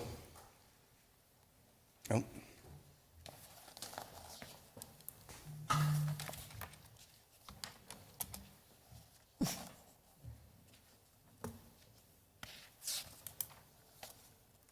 Welcome back, Larry. Well, wait. All right, here we go. All right. This request is approval for 2 items related to the Alza Wells annexation. It's 45.3 acres, generally located at the southeast corner of Thornton Road and Peters Road. The first item that we're seeking approval is the approval of the infrastructure and service plan associated with the annexation. If that is approved, the second item is the approval of the annexation and the initial zoning of the land. You can see the location shown here, highlighted in the red, just across from the Lucid facility. Just a quick overview of the ownership. Outlined in the dashed is the annexation area. We've got the Alza Sheep Company that has the blue parcel, so there's a tiny portion of that parcel that's actually in the city and a portion that's in the county at the current time. And then we do have the Wells property to the south, and then the center property is actually BIA. It's a San Carlos irrigation project piece of land. So will that remain not in the city, or will it be moved into the city? That will be moved into the city with this annexation. We weren't able to leave them out to create a county island. Okay. So in regards to the infrastructure and service plan, ARS 9471.0 requires that the city annexing the area shall have an approved plan, policy, or procedure to provide the annexed territory with appropriate levels of infrastructure and services to serve the anticipated new development. That infrastructure and service plan has been prepared by staff and was provided to council for your review. Just a little overview or what we know about the infrastructure is Thornton Road will be completed per the Lucid Development Agreement. Extension of the water main in Thornton from Peters to Selma will be constructed in conjunction with the Phase 2 Lucid improvements. And then the wastewater service will be provided via an extension of the Peters Road wastewater main. Oh, excuse me. Just a little bit about the annexation. It was a logical and appropriate annexation area related to the current city boundaries. It meets all the requirements set forth in the ARS statutes. A blank petition and map were filed on February 4th. After that, we held a public hearing on March 1st. No objections were raised at that public hearing. Petition signatures were collected after the 30-day wait period, and 2 out of the 3 impacted property owners signed that annexation petition, which was then recorded on March 23rd. And then the final thing, the most important thing, is the collected property owner signatures exceeds the required 50% of the property owners and 50% of the property value. In regards to the initial zoning, ARS statutes require that the city annexing the area adopt a zoning classification that permits densities and uses no greater than those permitted by the county immediately before the annexation. So subsequent changes in the zoning of the annexed territory shall be made according to existing procedures established by the city for rezoning of that land. To comply with this requirement, staff is proposing that we put it in the urban ranch zone district right now. That's the comparable zone district to what it's currently in, which is general rural in the county. In regards to the fiscal impact, we didn't do an analysis. It wasn't prepared as we do not have adequate information regarding the scope, characteristics, or scale of future industrial development in this annexation area. So kind of in conclusion, recommendation 1 is recommended that the mayor and city council approve a resolution adopting the infrastructure and service plan for the 45.3 acres generally located at the southeast corner of Thornton and Peters Road. And recommendation 2 is that the mayor and city council approve an ordinance approving the annexation and initial city zoning of urban ranch for the 45.3 acres. Can I answer any questions? Anyone have any questions? And all the property owners have signed off on this, right? Just two of the three property owners have signed off on it. That's Joe Alza and William Wells. They're the majority. Yeah, that'd be 66% of the ownership, and they represent more than 50% of the value of the land. Okay. Anyone have any comments, questions, anything? Okay, thank you, Joe. Thank you. Seeing none, then I'll consider resolution number, please, Gloria. 90, a resolution of the council, City of Casa Grande, Arizona, adopting the Alza Wells Annexation Area Infrastructure and Service Plan. Mayor McFarland, I move approval of resolution number 5290 as presented. Second? All right, I have a motion and a second. Gloria, can I please get a roll call vote? Councilmember Lavender. Yes. Councilmember McBride. Yes. Councilmember Fitzgibbons. Yes. Councilmember Herman. Yes. Councilmember Powell. Yes. Mayor Pro Tem Huddleston. Yes. Mayor McFarland. Yes. All right, now for the second part, then can I get an ordinance number, please? Ordinance number 3258, an ordinance extending and increasing the corporate limits of the City of Casa Grande, Pinal County, State of Arizona, pursuant to the provisions of Title IX, Chapter 4, Article 7, Arizona Revised Statutes and amendments thereto, by annexing thereto certain territory contiguous to the existing city limits of the City of Casa Grande, and authorizing initial zoning of urban ranch for said territory. Mayor McFarland, I move approval of ordinance number 3258 as presented. Second. All right, I have a motion and a second. Gloria, can I please get a roll call vote? Councilmember Lavender. Yes. Councilmember McBride. Yes. Councilmember Fitzgibbons. Yes. Councilmember Herman. Yes. Councilmember Powell. Yes. Mayor Pro Tem Huddleston. Yes. Mayor McFarland. Yes. All right, next is K5. Again, consider resolution and an ordinance for the Illinois-Ethington annexation area. Joe? I'm going to change the location and the acres on this one, so that's about it. So the request is for, again, for two items related to the Illinois-Ethington annexation. It's 1,062 acres, generally located south of Maricopa Casa Grande Highway between Burris and Bianco. Again, the first one's for the approval of the infrastructure and service plan, and then if that's approved, the second would be approval of the annexation and initial zoning to urban ranch. Again, the location shown here, highlighted in green. And we can kind of go through the ownership a little bit. And the purple is the Alza Ranches. There we have the Linsenmeyer Melton family property. In Keeling, there's 33 feet below as well, south of Clayton, that you can kind of see highlighted in red. That's the right-of-way of Clayton that we are required to annex. And then the yellow is actually owned by Luvilla Sturgill. And then we have a final piece owned by the Brady family, that's the Burris right-of-way.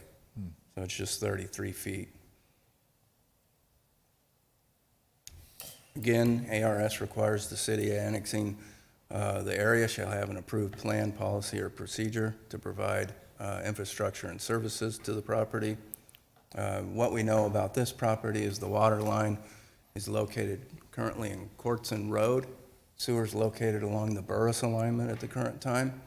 Extension and requirements for all services will be based on future development needs. We don't know quite what's going in there yet. It's the same timeline as the previous annexation. It was a logical and appropriate annexation area based on the city's boundary. It meets all the requirements of the ARS.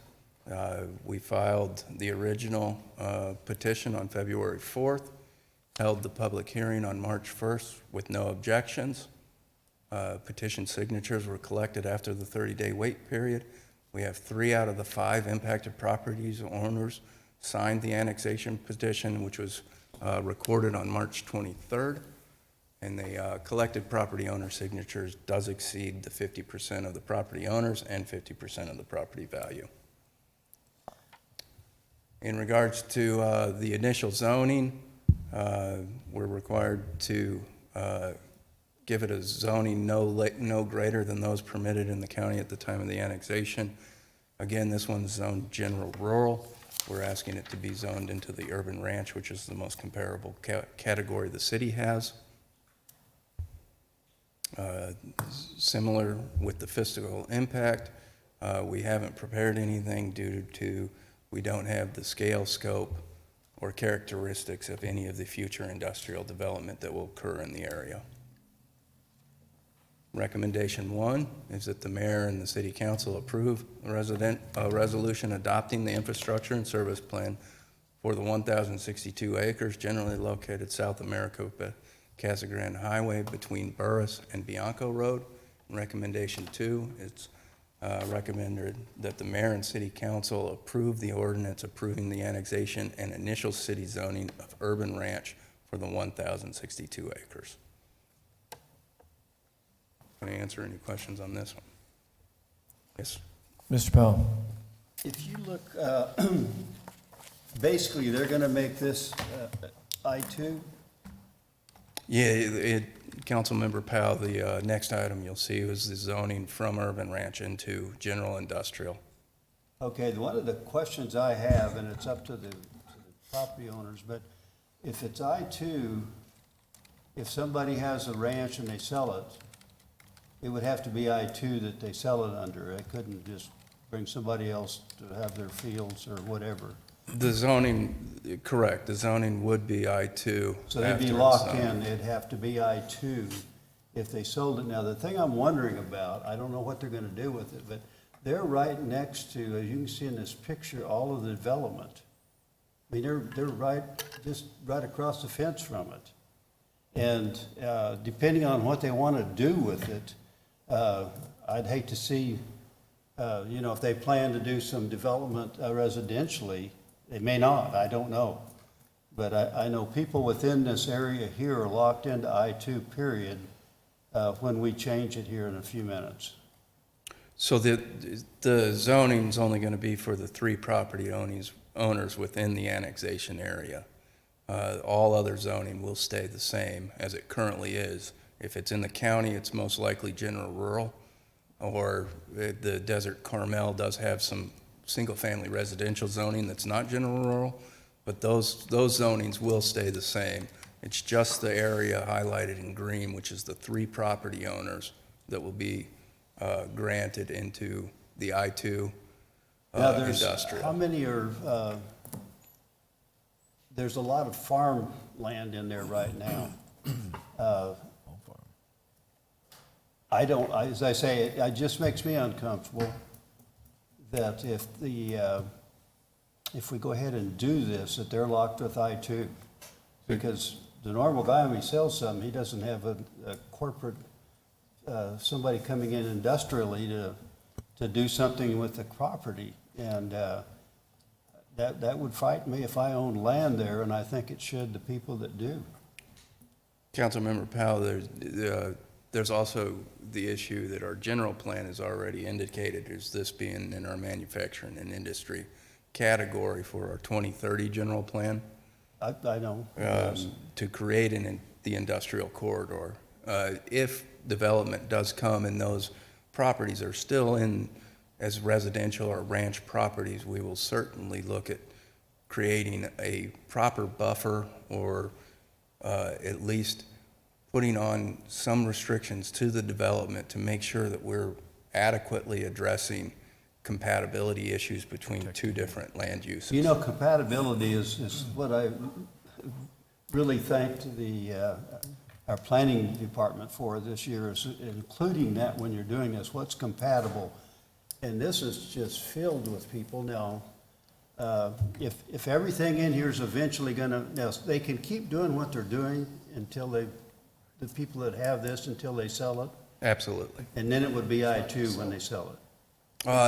So again, the zoning's just for the 3 properties that are being annexed. Okay, So 3 properties. if the other additional properties, which we think would be a good fit to be actually annexed as well, if they desire to request a zone change into industrial, they are set as far as our general plan would go if the 2030 general plan is adopted. So we would support both an annexation and a zone change for those properties as well, but they do not lose their zoning rights at the current time. What I wanted to hear, thank you, sir. Yeah, and Mr. Mayor and Councilmember Powell, just to be clear, because they do have a grandfathered right to continue it as a legal non-conforming use. I've heard a little bit of talk about losing that when they sell the property. They wouldn't lose it when they sold the property as long as the new property owner continued that legal non-conforming use. So if you have, if you're farming in this area now, and you were allowed to do so before, you'll continue to be allowed to do that, and any subsequent purchaser of the property could continue that use as well. So it's only when they want to change the use that they would. That then brings have a lot to of comfort comply to with it. what we're looking at. Thank you. Does anyone else have any questions? Matt? But to be clear, there's no houses there yet, right? That's just all. No. Yeah. No. That's just platted. It looks like houses on There, some. there's actually some, I believe Keeling's houses. No, but I mean the platted ones. No, just- the platted ones. Just to to the the side. west. There are a couple that are out there that are established within Desert Carmel, I believe. Maybe one or two abutting or nearby this annexation area. They're across the Bianco Road. There might be one or two in that area. But it's not a development, Matt, to answer your question. Yeah, that's what I wanted to be clear, because everyone knew that.